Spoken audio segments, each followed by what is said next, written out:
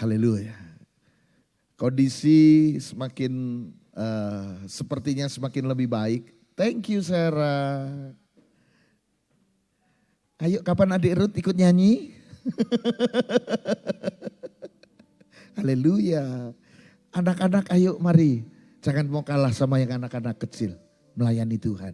Amin saudara.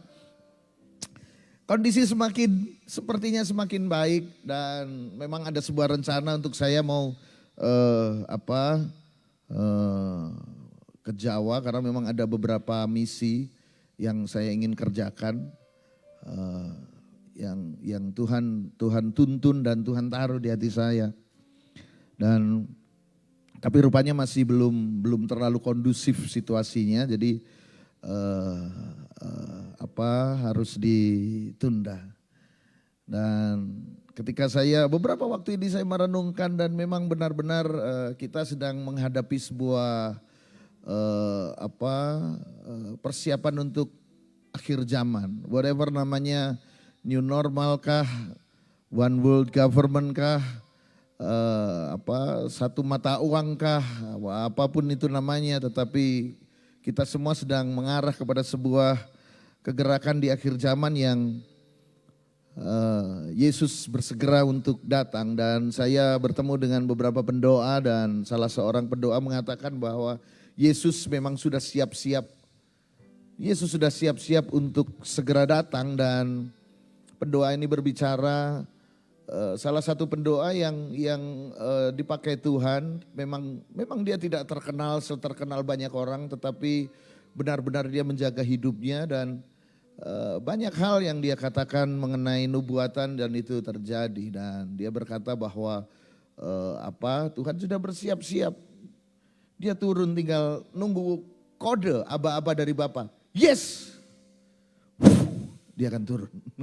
Dan benar-benar menjadi sebuah perenungan, dan sebagai hamba Tuhan saya harus mempersiapkan setiap umat, setiap orang yang bertemu dengan saya, yang berinteraksi dengan saya untuk mempersiapkan mereka untuk menjelang kedatangan Tuhan ini. Sebab kalau tidak ini bisa sangat berbahaya, karena yang di depan kita bukan sesuatu yang indah, tetapi sesuatu yang bisa dibilang tidak sesuai dengan kenyamanan kita. Ini dia. Dan beberapa waktu ini ada beberapa teman yang ada beberapa teman yang meninggal. Kemudian baru beberapa hari yang lalu suami dari seorang teman saya juga meninggal, dipanggil Tuhan, dan masih tergolong muda karena masih di atas 2-3 tahun dari usia saya. Jadi kan masih muda kan, saya termasuk masih muda kan saudara ya. Jadi muda. Dan ketika mendengar kabar ini, dan memang rupanya kematian itu menggetarkan saudara. Kematian itu menggetarkan, sekalipun kita punya iman dan kita tahu bahwa ketika kita mati kita tutup mata, kita masuk surga. Tapi setiap kali ada sebuah kematian itu ada sesuatu yang menggetarkan di dalam hati. Saya sering memimpin sebuah acara penghiburan, dan sekalipun saya sering melakukan pelayanan penghiburan ini, tetapi selalu saja ada sesuatu yang menggetarkan hati gitu. Maut ini memang menggetarkan hati gitu. Jadi memang ada satu hal yang memang harus kita persiapkan dalam hidup ini. Satu saat dalam sebuah acara kematian, dalam upacara, semua menangis, anaknya menangis, yang meninggal ini istrinya, suaminya menangis, anaknya menangis, keluarganya menangis. Tiba-tiba si suami ini melakukan hal yang di luar dugaan. Tiba-tiba dia berdiri dan kemudian dia mulai melompat melangkahi mayat istrinya. Satu kali, orang semua kaget. Kenapa ini? Kenapa ini? Baru sekali dia balik lagi. Semua pegangin, orang pegangin. Tapi dia memaksa, dia meronta. Lalu dia lompatin lagi. 3 kali dia lompatin. Lalu semakin banyak orang yang memegang dia. Lalu ditanya, kenapa kamu lakukan ini? Suaminya menjawab, ini sesuai pesan istri saya. Pesannya apa? Istri saya pesan, kamu boleh menikah lagi, tapi langkai dulu mayat saya. Aduh. Ternyata dia mau menikah lagi, makanya dia langkain mayat istrinya. Aduh, jangan serius-serius begitu lah. Kematian memang menggetarkan, tetapi jangan terlalu serius. Aduh, suatu saat juga begitu ada. Waktu pendeta berkhotbah dalam ibadah, pendeta berbicara tentang wah kita harus memberi, kita harus saling menolong, kita saling bantu dan lain sebagainya. Wah jemaat bertepuk tangan. Singkat cerita begitu pulang, salaman dengan jemaat, semua jemaat merasa diberkati. Terima kasih Pak Pendeta, sangat diberkati. Oh puji Tuhan. Lalu ada seorang yang paling terakhir dia salaman dengan pendetanya. Pak Pendeta saya pengen ngomong, oh iya nanti sebentar ya saya salaman dengan yang lain dulu. Oh iya Pak Pendeta, wah dia salam. Setelah selesai, lalu pendetanya apa mau bicara apa? Lalu dia bilang gini, saya seperti yang dikatakan Pak Pendeta bahwa kita harus saling tolong menolong. Dari kita untuk kita aja. Lalu ya maksudnya apa? Ya Pak Pendeta bisa tolong saya. Tolong apa? Saya perlu uang Pak Pendeta. 7,5 juta. Bisakah pinjam saya Pak Pendeta 7,5 juta? Waduh 7,5 juta. Masa corona kan gitu kan. Waduh gimana ini? Wah pendeta bilang, apa enggak cari pinjaman di bank atau pegadaian? Loh Pak Pendeta bilang tadi suruh katanya dari kita untuk kita. Oh iya betul ya. Aduh gimana ya. Terus tapi ya gimana ya dengan berat hati. Kalau uang pribadi saya nggak ada. Tapi ada uang jemaat. Gitu. Oh enggak apa-apa Pak Pendeta saya kembalikan waktu 1 minggu. Oh ada. Benar 1 minggu. Iya. Waduh gimana ya. Tapi ini uang jemaat 1 minggu Pak Pendeta. Benar 1 minggu ya. Iya benar Pak Pendeta. Oh dia panggil istrinya. Sana sayang sini. Coba dia ngobrol sebentar. Ya sudah. Terus kemudian oh ya. Oh bukan istrinya dia ngobrol dengan bendaharanya. Dia ngobrol dengan bendaharanya. Oh iya. Ya sudah dikasih. Tapi benar 1 minggu ya. Iya Pak Pendeta. Lalu orangnya pulang diantar sampai ke jalan. Oh iya Pak Pendeta saya pamit. Oh iya. Biasanya pendeta kalau pulang kan Tuhan berkati ya gitu. Ini enggak. Iya 1 minggu ya. Oh iya Pak Pendeta. Langsung. Singkat pendeta pulang 1 hari 2 hari. Hari ketiga tiba-tiba dapat kabar. Istrinya dari yang pinjam uang ini telepon ke pendetanya. Pak Pendeta sambil nangis. Suami saya Pak. Loh kenapa? Suami saya Pak. Kenapa? Dia meninggal kecelakaan. Waduh, pendetanya gitu. Dia bukan waduh karena meninggal, langsung dia ingat, waduh 7,5 juta. Gimana nih cara ngembalikinnya? Itu uang jemaat, waduh dia pikir, waduh dia mulai gemes. Aduh kenapa saya kasih, waduh kenapa matinya sekarang, kenapa enggak setelah 1 minggu. Gitu kan, waduh ini gimana ini. Mau telepon istrinya enggak enak, ya kalau suaminya cerita, waduh ini gimana. Akhirnya ya sudah, tapi dia berkecamuk. Akhirnya kan ibadah penghiburan. Jadi harus datang kan namanya pendeta. Dia harus datang melayani penghiburan. Waktu dia masuk semua tetap karena semua kan punya pengharapan iman di dalam Tuhan bahwa cara mati tidak menentukan hidup seseorang, yang penting cara hidup. Waduh pendeta kan jemaat kan sudah tahu itu. Jadi sekalipun meninggal mereka tetap sukacita. Tapi begitu pendetanya masuk wajahnya ditekuk saudara. Semua, Pak Pendeta, kenapa kelihatan sedih sekali? Bukan sedih padahal saudara, apa? Galau. Wah 7,5 juta kan gitu kan. Begitu duduk waktunya. Jadi begitu pendeta masuk semua jadi yang tadinya wajahnya ceria tiba-tiba ikut-ikut ditekuk. Semua ikut bersedih. Waktunya pendeta menyampaikan firman. Lalu pendeta bilang, saudara-saudara, bahwa tidak ada kematian yang bisa dihindari. Semua orang di atas muka bumi ini mati. Daud orang yang berkenan di hadapan Tuhan mati. Musa mati. Wah, semua juga dilihat, waduh semua. Jadi sedih semua. Dan hari ini dia langsung ingat, dia lirik wajahnya 7,5 juta. Akhirnya dia bilang, dan hari ini dia ingat, waduh Sontoloyo ini juga mati. Saking jengkelnya saudara. Memang kematian menggetarkan banyak orang, terutama yang meninggalkan hutang, saudara. Sama seperti hari ini, kalau kita ada hati-hati, kematian berjalan mengelilingi kita. Betul gak saudara? Saudara salah melangkah, corona menerkam saudara. Betul nggak saudara? Cuman semestinya kalau kita mau sadar, dengar baik-baik saudara. Semestinya kalau kita mau sadar saudara, bukan hanya corona. Ternyata angka kematian lebih banyak karena apa? Kecelakaan lalu lintas dan karena demam berdarah. Jadi artinya ada corona maupun tidak ada corona, saudara harus tetap hidup hati-hati. Amin saudara. Loh betul gak saudara? Kita tetap harus hidup hati-hati. Sekalipun kita punya iman. Minggu lalu saya berkata bahwa iman tidak akan membuat saudara lolos daripada hal-hal yang seperti ini. Kalau saudara tidak menjaga kesehatan. Betul?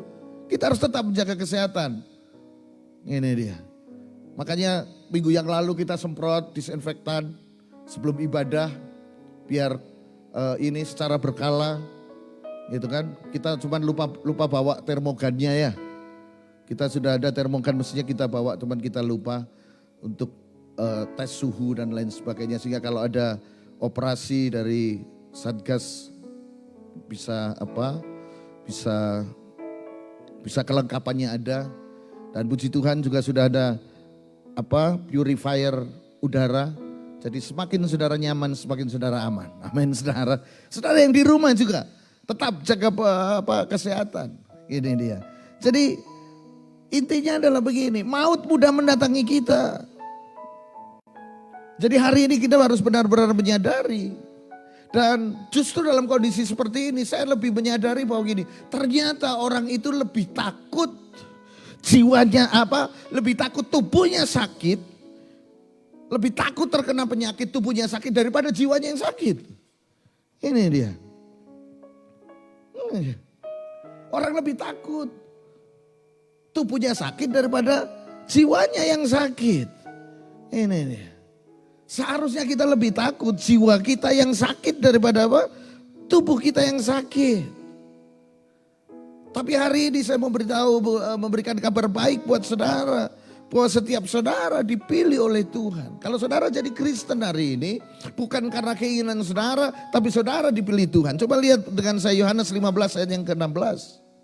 Bukan kita yang memilih Tuhan, tetapi Tuhanlah yang memilih kita. Yohanes 15 ayat yang ke-16. Mari kita baca sama-sama.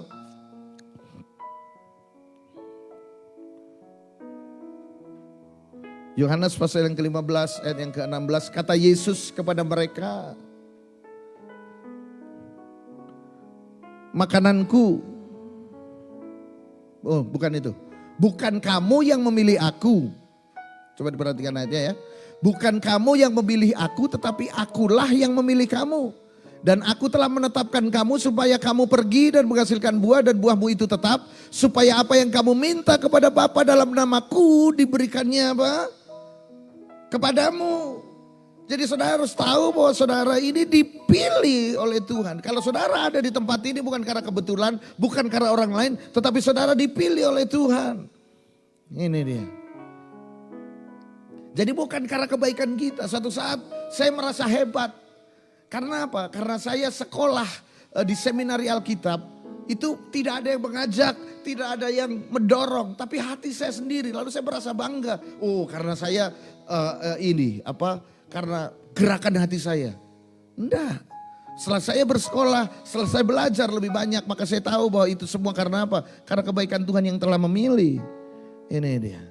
Jadi seharusnya hari ini ada satu hashtag yang terus ada di kepala kita. Bahwa kita dipilih Tuhan. Untuk apa? Kita dipilih Tuhan untuk dikeluarkan dari dunia ini dan untuk tinggal bersama dengan Dia. Saudara harus tahu itu. Saudara dipilih Tuhan untuk dikeluarkan dari dunia ini. Lalu saudara nantinya saudara tinggal bersama Dia. Seperti Israel dikeluarkan dari tanah Kanaan. Coba Yohanes 14 ayat yang ketiga. Yohanes 14 ayat yang ketiga. Dan apabila aku telah pergi ke situ dan telah menyediakan tempat bagimu, aku akan datang kembali dan membawa kamu ke tempatku, supaya di tempat di mana aku berada, kamu pun berada. Ini dia. Jadi saudara dipilih untuk nantinya saudara dikembalikan lagi ke sebuah tempat di mana Tuhan berada, saudara ada di situ. Ini dia. Jadi satu hal yang ingin saya sampaikan buat saudara, ketika saudara pulang dari ini, saudara harus menyadari bahwa kita ini sedang dalam perjalanan menuju rumah. Ini dia. Jadi kalau saudara ditanya, kampungmu di mana? Emo, kampungmu di mana? Soe. Parga kampungnya di mana? Luar kota. Nah, saudara bukan berasal dari dunia ini. Kampung saudara adalah di sana. Jadi nanti kalau saudara kembali pulang kampung, itu bukan ke Soe, bukan ke luar kota tadi, atau kemanapun. Saudara nanti pulang kampung, saudara pulang ke sana. Dan hari ini adalah hari-hari persiapan untuk saudara apa? Kembali pulang. Jadi makanya saya beritahu buat saudara bahwa seharusnya ada sebuah hashtag di kepala kita bahwa kita, saudara dan saya ini sedang dalam perjalanan menuju pulang. Kita menuju ke rumah kita di sana. Jadi suasananya mestinya suasana seperti orang yang bersiap-siap, berkemas-kemas. Apa yang perlu dibawa, dibawa. Apa yang gak perlu dibawa, jangan dipusingin. Menjalankan kedatangan Tuhan kali yang kedua, ini yang harus dipersiapkan. Ini dia. Ini yang harus dipersiapkan. Yohanes 15 ayat yang ke-19. Yohanes 15 ayat yang ke-19. Sudah. Sekiranya kamu dari dunia, tentulah dunia mengasihi kamu sebagai miliknya. Tetapi karena kamu bukan dari dunia, melainkan aku telah memilih kamu dari dunia. Sebab itulah dunia membenci kamu. Ini dia.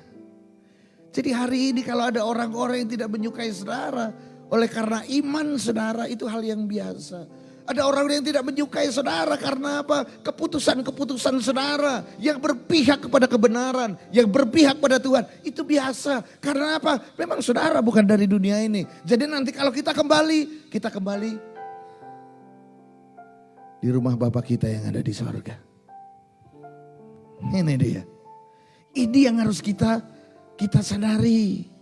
Makanya tadi saya berkata bahwa ternyata banyak orang Kristen yang lebih takut tubuhnya sakit daripada jiwanya yang sakit.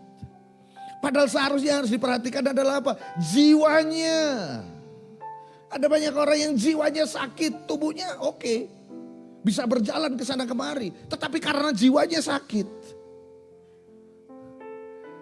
dia tidak bisa menjadi berkat dimanapun dia berada. Karena jiwanya sakit, dia menularkan sakitnya kemana-mana. Dulu di rumah saya, bukan yang sekarang, di rumah saya yang dulu ada banyak rayap. Karena memang itu dari sawah, rawa. Lalu kita panggil terminik. Beberapa kali suntik rayap. Tetap aja tumbuh rayap.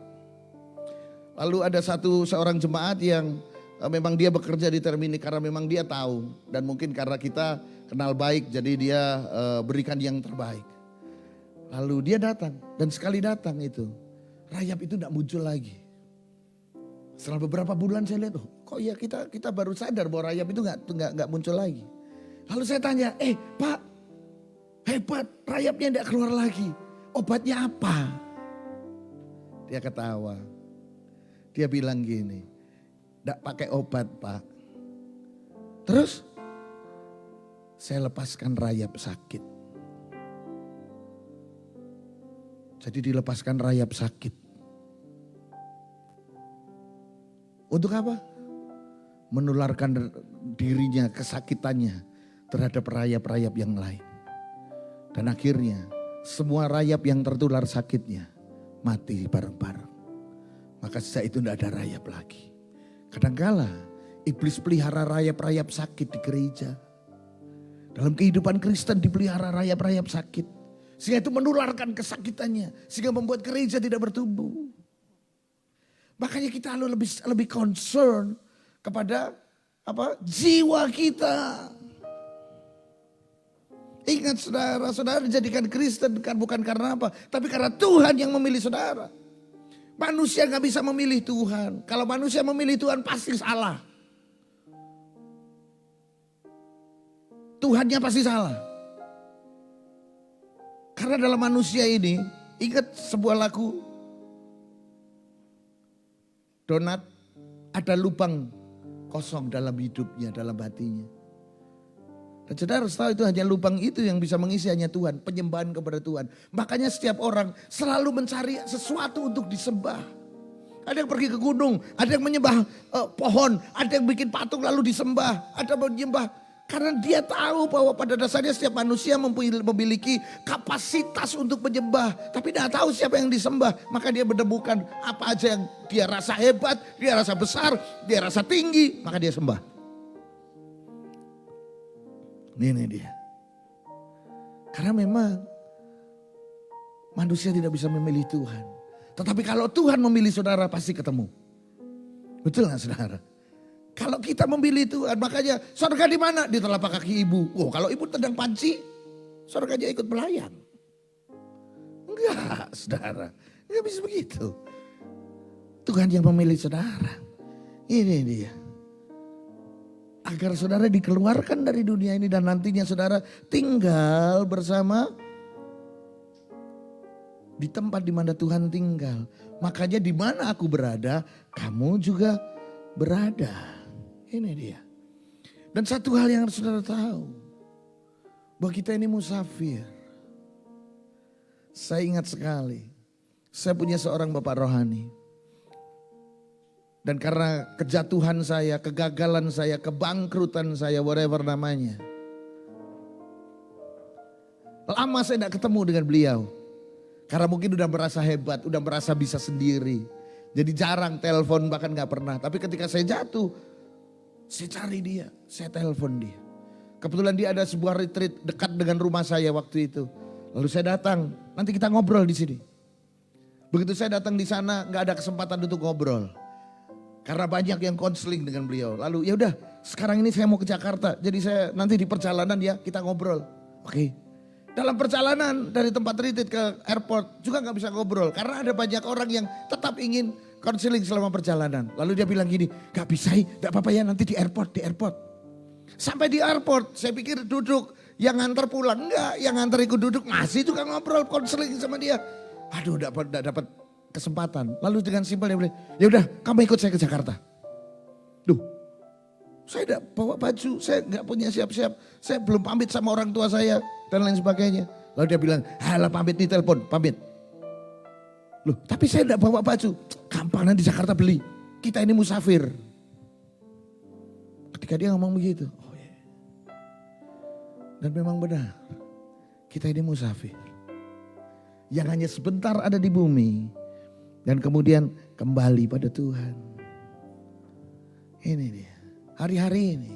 Saya mau mengajak saudara untuk mempersiapkan diri saudara. Untuk apa? Untuk pulang. Karena semua pasti saudara pulang. Jangan khawatir. Yang berusia lebih senior belum tentu lebih dulu berangkat. Dan jangan takabur. Jangan merasa hebat yang masih muda. Nanti belakangan aku berangkatku belakangan, belum tentu. Yang terpenting saudara dan saya harus siap. Ini dia. Sebab hari-hari ini pengajaran-pengajaran yang diterima di gereja bertambah kaya, jadi sukses. Luar biasa. Waduh, diurapi. Enggak salah saudara, enggak salah. Tapi kalau fokusnya ada di situ, akhirnya saudara enggak siap untuk pulang. Saudara terfokus, saudara lebih cinta pada dunia, saudara lebih cinta pada kesuksesan, saudara lebih cinta kepada harta saudara. Daripada saudara mengarahkan pandangan saudara kepada pulang ke rumah. Ya kita jujur. Berapa banyak orang yang mau mendekat pada Tuhan karena ada kebutuhan. Berapa banyak dari kita, saudara berdoa karena saudara punya kebutuhan. Saudara berdoa karena apa? Saudara memiliki sesuatu kerinduan. Tapi tidak pernah hati kita ini tertuju kepada Tuhan. Bukan saya anti sukses, yes saudara harus sukses, itu benar. Sukses rumah tangga, sukses pekerjaan, sukses karir, sukses pelayanan. Yes itu benar, tapi bukan itu tujuannya. Itu cuma apa? Sarana saudara. Jangan dijadikan sukses menjadi tujuan. Tapi itu sarana untuk apa? Mengabdi kepada Tuhan dan melayani Tuhan. Ini dia. Saudara harus sukses. Sebab perkataan orang miskin tidak didengar. Saudara mau perkataan saudara dengar, jadilah sukses. Jadilah kaya. Pengkhotbah pasal yang ke-9 ayat yang ke-16. Maka saudara harus jadi orang yang sukses. Saya setuju, harus. Ini dia. Pengkhotbah 9 ayat 16. Kataku, hikmat lebih baik daripada keperkasaan. Tetapi, perhatikan baik-baik. Hikmat orang miskin dihina. Dan perkataannya tidak didengar orang. Jadi saudara harus sukses. Tapi bukan itu goalnya. Sukses itu sarana untuk saudara bisa mengabdi pada Tuhan. Saudara melayani Tuhan. Sehingga perkataan saudara dengar dan diperhatikan. Tapi itu bukan tujuan. Itu hanya sarana. Amin saudara. Amin. Ingat saudara, kita ini musafir. Karena kita ini musafir, saudara harus selalu siap untuk pulang ke rumah Bapa. Pertanyaannya hari ini, siapkah saudara pulang ke rumah Bapa? Ini dia. 2 Korintus pasal yang kelima ayat yang pertama. Rasul Paulus mengajar kita bahwa hidup kita di dunia ini sama seperti orang berkemah. Ini loh kemah. Ini kemah. Jadi kalau kemah kita dibongkar. Karena kami tahu bahwa jika kemah tempat kediaman kita di bumi ini dibongkar. Kemah itu bukan rumah ini. Kemah itu nih dibongkar. Allah telah menjadikan sesuatu tempat kediaman di mana? Di sorga bagi kita. Suatu tempat kediaman yang kekal, yang tidak dibuat oleh tangan manusia. Mulai hari ini, saya mengajak saudara untuk bersiap-siap. Perhatikan jiwamu, perhatikan karaktermu, perhatikan hidupmu, perhatikan cara hidupmu. Karena ketika kemah ini dibongkar, saudara tidak bisa menunda. Gak ada yang bisa menunda. Ketika waktunya saudara pulang, tunggu dulu ya, tunggu dulu. Gak ada yang bisa. Apalagi saya gak bisa diwakilkan ya.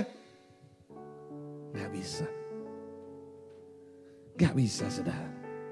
Makanya yang terakhir yang ingin saya sampaikan buat saudara. Makanya saudara harus terus menerus mengalami Tuhan setiap hari dalam hidup saudara. Bukan hanya di pengetahuan ketika saudara duduk dengar lalu saudara tahu. Tapi saudara harus mengalami Tuhan setiap hari. Caranya gimana? Yang pertama, melibatkan Tuhan dalam setiap kehidupan saudara. Libatkan Tuhan. Libatkan Tuhan. Bahkan saudara yang tidak bisa bangun pagi, libatkan Tuhan untuk saudara bisa bangun pagi. Dari hal yang paling kecil. Hari ini saya harus memberi selamat untuk Arif yang bisa bangun pagi. Haleluya. Bahkan untuk hal yang sepele, yang simple, bangun pagi, coba saudara libatkan Tuhan. Libatkan Tuhan, itu cara saudara untuk apa? Memiliki kehidupan dan hubungan yang harmonis dengan Tuhan. Libatkan Tuhan dalam hal sekecil apapun. Ini dia. Kemudian yang kedua, yang paling simpel adalah memiliki hidup yang bersih saudara. Jaga hidup saudara bersih. Jadi kalaupun saudara harus masuk peti hari ini, saudara sudah siap. Amin. Saudara yang ada di rumah, dengar baik-baik saudara. Fokuskan hidupmu pada kekekalan. Karena hidupmu jauh lebih lama di kekekalan daripada di atas muka bumi ini. Musa dalam kitab Mazmur mencatat bahwa umur manusia 70, kalau kuat bonus 80 tahun. Sekalipun itu hanya kiasan. Tidak tepat seperti itu, sebab banyak juga yang berumur lebih dari 80 tahun. Tetapi itu cuma menggambarkan bahwa manusia itu hidupnya cuma singkat di atas muka bumi ini. Yang lebih lama di alam kekekalan. Bayangkan kalau saudara di alam kekekalan, saudara ada di neraka, hidup dalam api yang menyala-nyala. Gak ada api penyucian dalam Alkitab. Oh nanti ditebus, jadi setelah mati masuk api penyucian dulu, baru setelah suci, baru masuk ke sorga. Gak ada, Alkitab tidak mencatat api pencucian. Makanya jaga hidup saudara bersih. Sebersih mungkin, sesanggup, sekuat tenaga saudara. Jaga hidup bersih bukan berarti saudara gak boleh punya kesenangan. Kadang kala jadi Kristen itu sulit karena gak boleh ini, gak boleh itu, gak boleh ini. Ini bukan masalah gak boleh A, B, C, dan D, gak boleh. Bukan masalah itu. Saudara tetap boleh memiliki kesenangan. Tetapi kesenangan yang saudara miliki haruslah kesenangan yang juga bisa dinikmati oleh Tuhan. Kesenangan saudara hari ini apa? Apakah kesenangan saudara bisa Tuhan nikmati bersama-sama dengan Tuhan atau enggak? Itu pertanyaannya. Ini dia.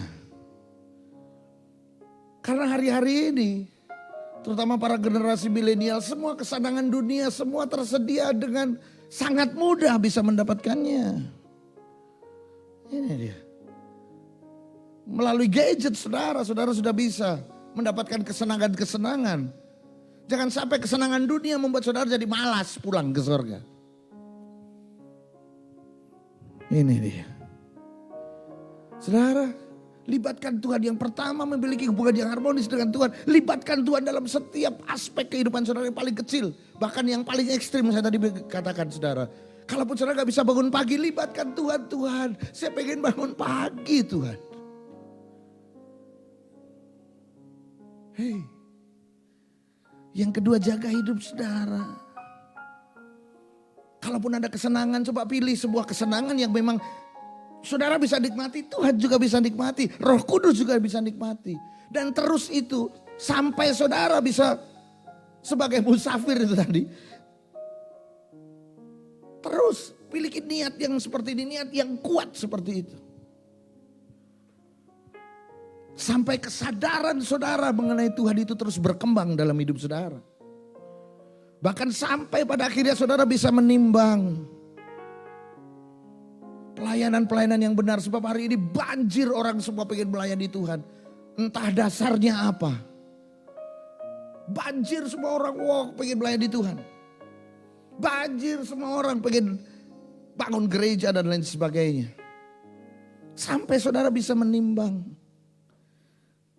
Benarkah ini dari Tuhan? Benarkah orang ini melayani memang dari Tuhan atau cuma sekedar cari nafkah? Ada banyak orang yang cari nafkah. Harusnya kehidupannya menghidupi pelayanan, tapi pelayanan menghidupi dirinya karena apa? Cari nafkah. Ada banyak orang yang melayani karena apa? Cari nama. Perhatikan, sampai saudara mengerti, bukan menghakimi. Tetapi sampai saudara mengerti. Saya pun siap dikoreksi. Saya pun siap diuji. Amin saudara. Persiapkan diri kita. Memiliki hubungan yang harmonis dengan Tuhan yang pertama. Libatkan Tuhan dalam kehidupan saudara sekecil apapun. Yang kedua, hidup tak bercela. Kalau saudara punya kesenangan, biarlah kesenangan itu Tuhan juga bisa menikmatinya bersama saudara. Dan yang ketiga, hiduplah melayani Tuhan. Ini dia. Yohanes 4 ayat 34. Makananku ialah melakukan kehendak Bapa. Itu artinya apa? Hidup tidak bercela. Dan menyelesaikan apa? Pekerjaan Bapa. Ini dia. Melayani tidak harus ada di sini. Melayani tidak harus ada di situ. Saya berkata kepada anak-anak di rumah. Mulai saat ini kalian harus merasa ikut bertanggung jawab. Untuk segala sesuatu yang menyangkut pekerjaan Tuhan. Itu cara melayani.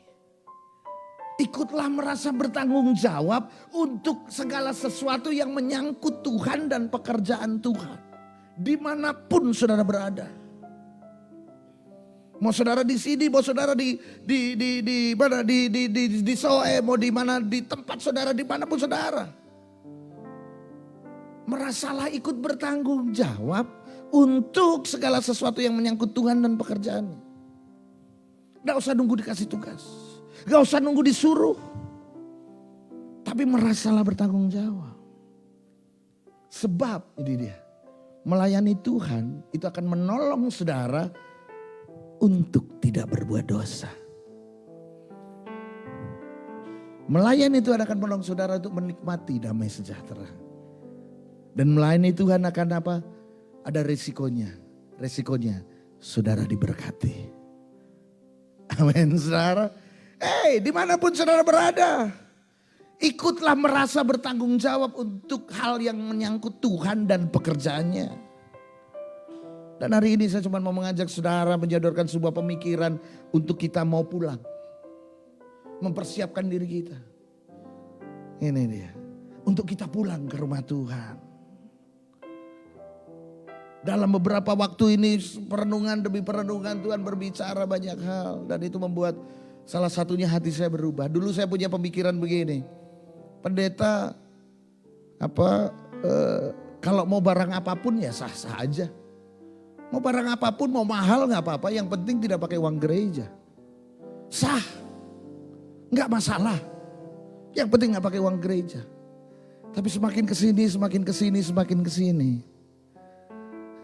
Ternyata gak seperti itu. Ini dia. Kira-kira Tuhan seneng gak? Itu aja.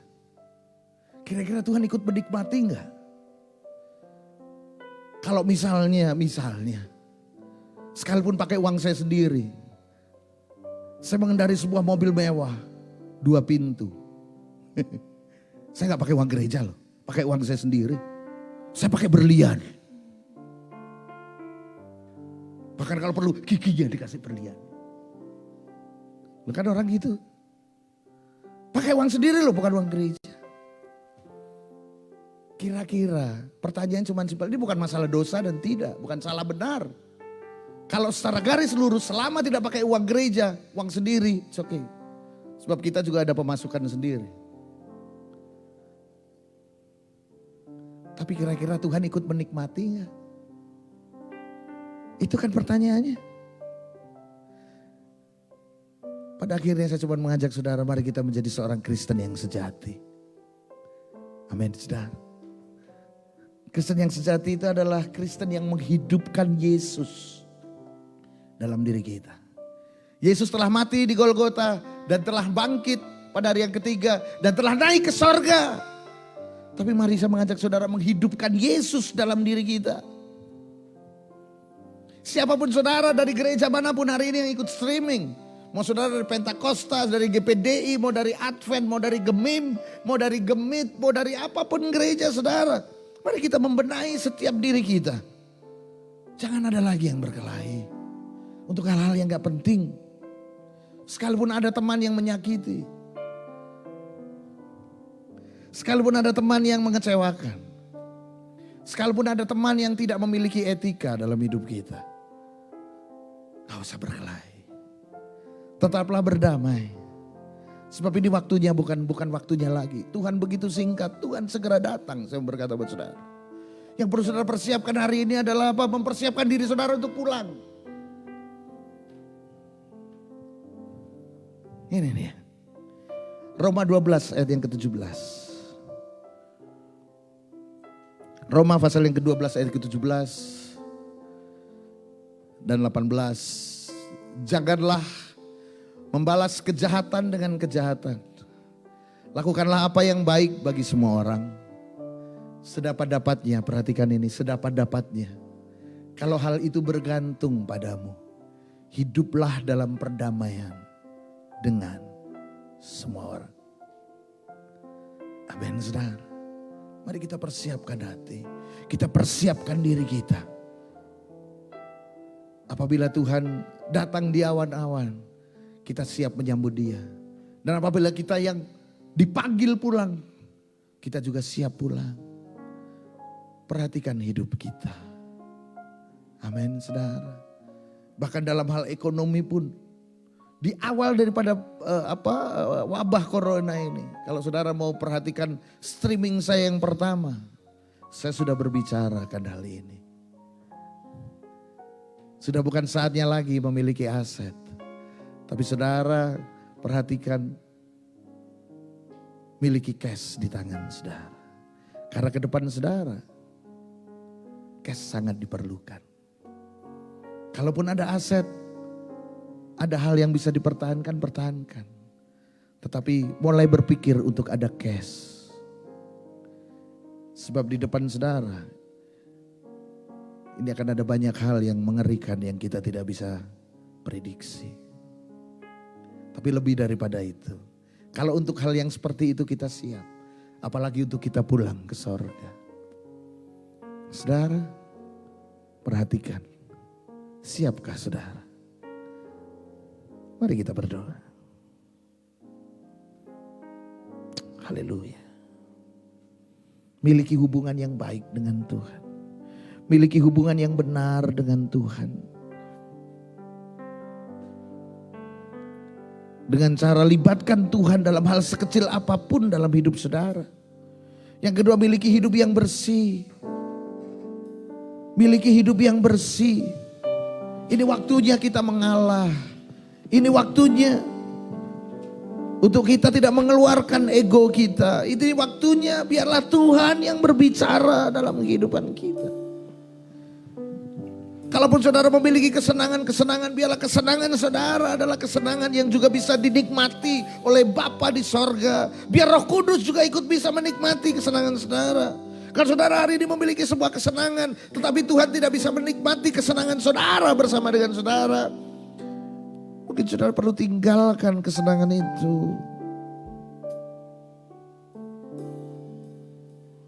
Saya mengajak saudara untuk melayani Tuhan.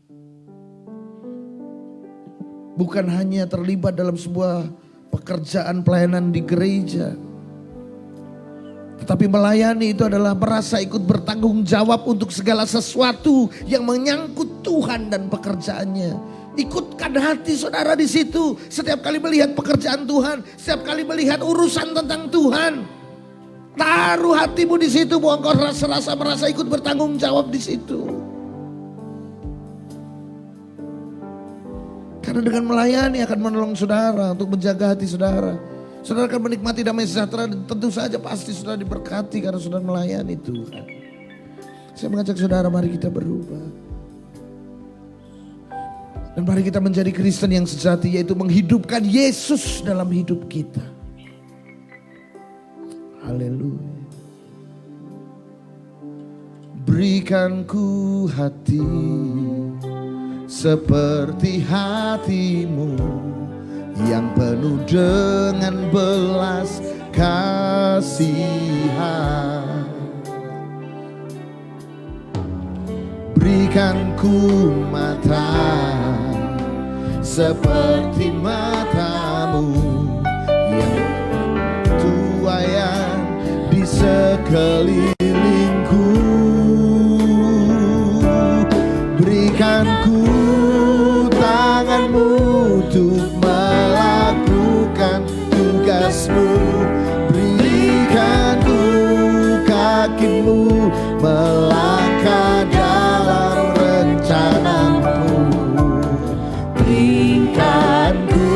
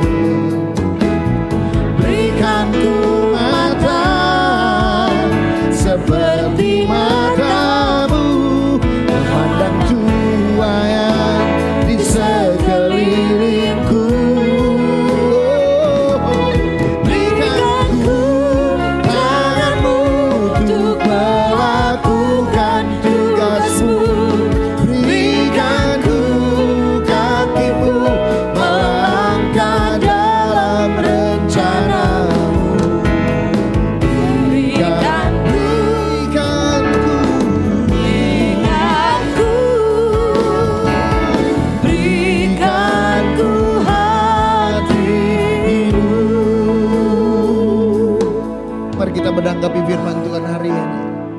Tuhan menaruh ini di hati saya untuk mempersiapkan setiap saudara untuk kedatangan Tuhan kali yang kedua. Untuk mempersiapkan hati, pikiran, jiwa kita. Mungkin sudah terlalu lama gereja berpikir dirinya sendiri. Bagaimana caranya diberkati, bagaimana caranya sukses, bagaimana caranya untuk diangkat Tuhan, bagaimana caranya mendapatkan mujizat. Bahkan sudah terlalu lama gereja diajar untuk memaksa Tuhan dengan doa puasa. Gereja dipaksa untuk Tuhan merubah keputusannya, sesuatu yang tidak mungkin. Tapi seringkali tanpa kita sadar kita melakukannya. Tapi hari ini Tuhan taruh di hati saya. Mari perhatikan tentang kekekalan.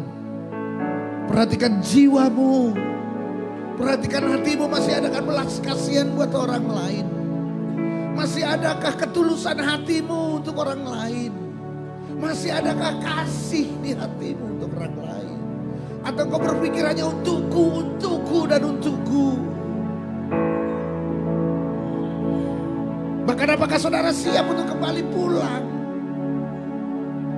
Kebanyakan kita dah siap karena kita banyak berpikir masih ada kekurangan A, B, C, dan D. Tapi hari ini mau tidak mau saudara harus mempersiapkan diri. Menjelang kedatangan Tuhan kali yang kedua. Hari-hari ini adalah pintu gerbang untuk memasuki di era yang siap untuk menyambut kedatangan Tuhan kali yang kedua. Siapkan hatimu. Saya mau mengajak saudara memeriksa hatimu, memeriksa ketulusanmu, memeriksa kasihmu, memeriksa adakah Tuhan menguasai hidupmu. Mari kita menghidupkan Yesus dalam hidup kita. Haleluya. Dan jangan lagi berpikir, lalu bagaimana dengan urusanku? Dengar, ketika saudara melakukan urusannya Tuhan, maka urusan saudara Tuhan yang mengerjakannya buat saudara. Kita terlalu terfokus dengan usaha kita sampai kita lupa bahwa Tuhan sanggup melakukannya jauh lebih baik, lebih hebat daripada usaha kita. Makanya Tuhan berkata, carilah dahulu kerajaan Allah, maka segala sesuatu akan ditambahkan dalam hidupmu. Mari kita menghidupkan Yesus dalam hidup kita. Berikan ku tanganmu untuk melakukan tugasmu. Berikan ku kakimu melangkah dalam rencanamu.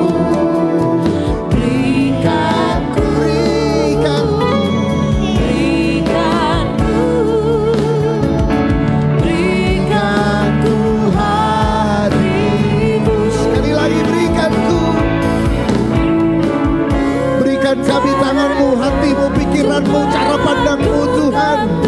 Berikan pengurapanmu agar kami menghidupkan Engkau Yesus dalam hidup kami. Haleluya. Berikan ku hatimu. Dan akhirnya setiap saudara, ulanglah dengan sebuah perenungan yang baru. Ulanglah dengan sebuah pengertian dan pengenalan yang baru akan Tuhan. Ulanglah dengan sebuah kesadaran yang baru akan Tuhan pagi hari ini. Perhatikan jiwamu, pikiranmu. Seringkali kita lebih takut badan kita yang sakit daripada jiwa kita yang sakit. Sampai kita tidak menyadari bahwa selama ini kelihatannya badan kita sehat, tetapi ternyata jiwa kita yang sakit. Ketika saudara tidak berbelas kasihan kepada orang di samping kanan kiri saudara, jiwamu sakit. Ketika saudara tidak tergerak untuk menolong seorang yang butuh pertolongan, jiwamu sakit. Ketika engkau tidak mau mengampuni dan tidak bisa mengampuni orang-orang yang bersalah denganmu, jiwamu sakit. Sebab begitu banyak kesalahan yang kau juga kerjakan dan kau juga sendiri butuh pengampunan. Jiwamu sakit.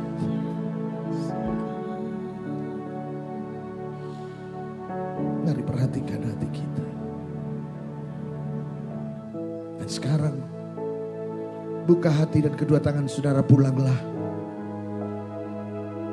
Dengan membawa pengurapan yang baru, kekuatan yang baru, pengharapan yang baru di dalam Tuhan. Yang akan mengubah kehidupanmu, cara pandangmu, cara pikirmu. Dan kiranya pengurapan ini akan menghidupkan Yesus di dalam hidupmu. Berjalanlah, hiduplah di mana Tuhan telah tempatkan engkau dimanapun engkau berada. Dalam keluargamu, pekerjaanmu, pelayananmu, dimanapun engkau berada, dalam studimu, di lingkunganmu. Dengan sebuah karakter Kristus. Dengan pengurapan yang membuat hidupmu akan lebih bersinar dari hari-hari yang kemarin. Kekuatan, damai sejahtera, sukacita, hikmat dan berkat yang berlipat-lipat kali ganda menyertai engkau, keluargamu, anak-anakmu, cucumu, pekerjaanmu, pelayananmu, dan apapun yang kau pegang dengan tanganmu. Penyertaan Tuhan menyertai engkau dan menjamin kehidupan dan memelihara engkau dari sekarang sampai kedatangan Kristus kali yang kedua. Maranatha. Demikianlah berkata Abraham, Ishak dan Yakub. Dilepaskan atas setiap saudara di dalam nama Bapa, Putra dan Roh Kudus, yaitu di dalam nama Tuhan Yesus Kristus. Haleluya, haleluya. Setiap saudara yang sudah benar berkat, mari sama-sama katakan,